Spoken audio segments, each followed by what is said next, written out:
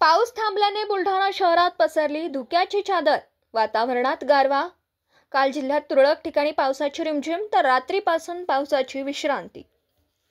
15 दिवसांच्या विश्रांतीनंतर बुलढाणा जिल्ह्यात पावसाला दमदार सुरुवात झाली होती। 3 दिवस सर्वत्र मुसळधार पाऊस झाला।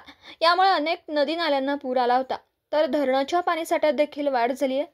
काल सकाळपासूनच जिल्ह्यात काही ठिकाणी रिमझिम पाऊस बरसत होता, मात्र रात्रीपासून पाऊस थांबला।